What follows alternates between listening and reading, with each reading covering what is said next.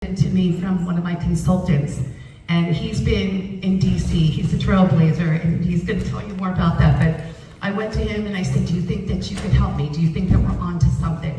And doing the work that he's done in the past in DC, totally. He had to change legislation, right? We don't need that. It's check the box. It's that simple. So, Larry, thank you for all the time you've given me, and I'm going to pass the torch. Thank you so much, Ron. Thank you very much. I appreciate it.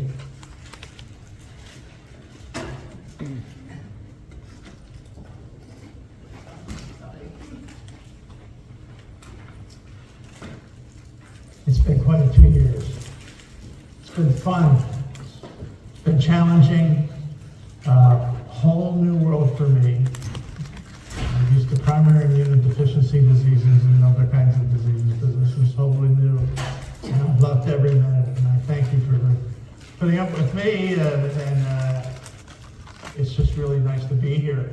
You know, I've spent much of my life advocating for important causes, and during my 12 years as an elected member of the Maryland House of Delegates, I served on the committee that was responsible for the state health policy in Maryland and chaired the subcommittee on health. And I've always been drawn to health policy. I'm not really sure why, but I was, and especially improving patient access to care, and that's what we're talking about, access to care. And I was fully committed when Bonnie shared her vision, just what she said. And she had me at the very beginning. And because it aligns directly with my passion of helping patients get access to care. And I'm grateful here today to explain what we've been doing for the last couple of years and how we can make dipstick urinalysis screening a standard of care for CKD patients. So they can benefit from the new treatments that are now available, and who knows what's coming down the pike. There's more coming. So that's why we're here, and that's why this is such an important topic. Now, I made a couple, before we actually signed the dotted line, I wanted to get an idea and have some observations of what the prospects was for success in our initiative. So after gathering a lot of information, interviewing patients, providers, and KOLs, there's some things that I observed that indicated a reasonable pathway to success. There's no government political entanglement. You don't have to pass a law. You don't have to get new regulations. None of that. I mean, it's all there. Bonnie just said it. It's got its own ICD number. And so that's a big obstacle we don't have to deal with. Then there's the second part where I was like, well, what we're really talking about here is a cultural shift.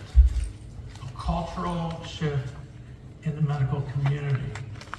At one time, everybody had all kinds of testing for screening, urinalysis screening, etc.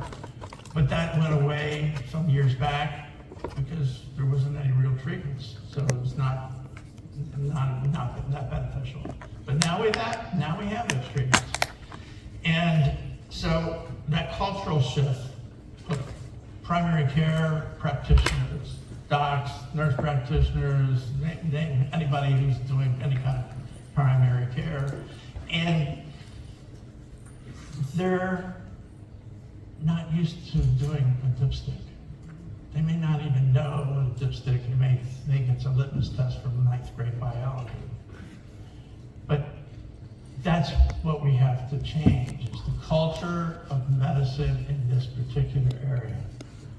So that was one thing. Well, I don't know, that observation, I wasn't really sure, okay, how's that going to play? I don't know.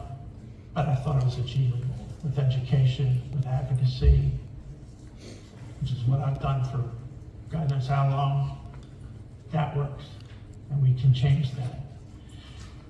Then the third observation was there's a new urgency because of the new treatments that we have. We can't wait anymore. We can't wait for people to get so far sick that it's, the options of medical care are limited. We can't do that anymore. It's ridiculous.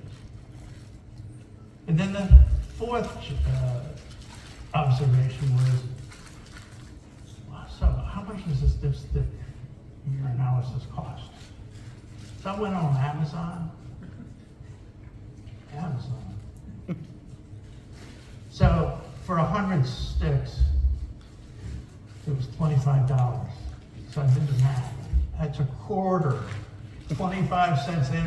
Pretty soon they're probably not even going to make quarters anymore. And that's all it costs to do it. Because the patients are supplying the urine, so, that's it. So there were other observations, is that this is not a diagnosis. This is not a diagnosis test. This is like the first step. This is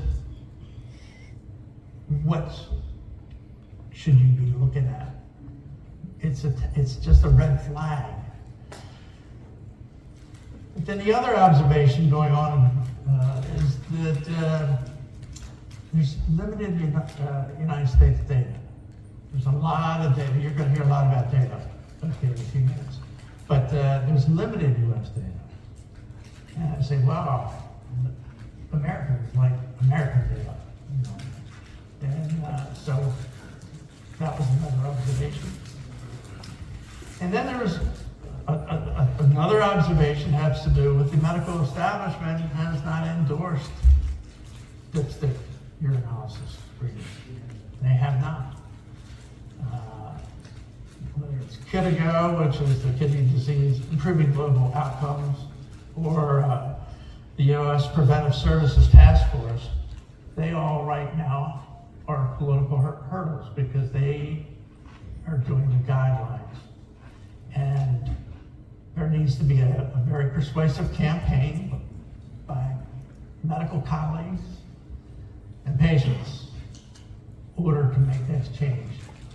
There's a USPS, the Preventive Services Task Force, has a lot of outstanding questions that they're trying to answer along these lines.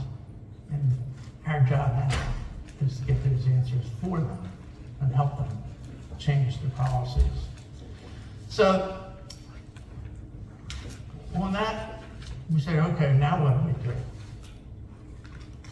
So we got together with 20, not quite, I think it was 19 folks, KOLs, and say, okay, this is Bonnie's idea, and we're now it's Bonnie and Larry's idea. We're going to be moving forward with this, and what do you think about that? Is that a good idea? We want pros and we want cons. You always want to hear the cons. You want to hear what the objections are, because to see how big they are and how much hurdles there are. We did that. All 19 people said, this is good. These are prime people from all parts of the kidney community that says go. And so we went for that to, okay, now what do we do? Well, I said a few minutes ago, there's a need for data. And so one of the things was Dr. Barrett, and we're going to hear from him in a little bit. He volunteered to do a meta-analysis of the world's largest rare chronic kidney disease registry, the largest. And you're going to hear more about that in a little bit. And then we got in touch with Dr. Simon Rusi and Loma Linda University, who, you're going to hear a lot more about that, who volunteered to do a major study of dipstick urinalysis screening across the United States. And so that was very important to get that commit. We still having a need for data. One thing when you want, I don't care what it is, what the topic is, but when you need to have change, there's always some money involved. And so we decided that, okay, what's the economic impact of doing this simple test? What is it? And so we went to Avalier Health, and you're going to hear from Michael Brown on that in a little bit. And they put together an economic impact statement for us, which is, you'll hear more about. Then the other area is that, you know, there's some primary care physicians and practitioners, not just physicians, but practitioners of all kinds, who say, oh, I don't really know anything about this stuff, and you know, it's just going to be more people to deal with or more problems to deal with. So I'm not, you know, I don't feel like doing that kind of stuff. So there was a pilot education outreach program done by Dr. Carl, who is from the Geisinger Health System in Pennsylvania. And he did a pilot program of education of primary care physicians in that case, who work for Geisinger, and about the use of dipstick urinalysis screening. And they loved it. He got results.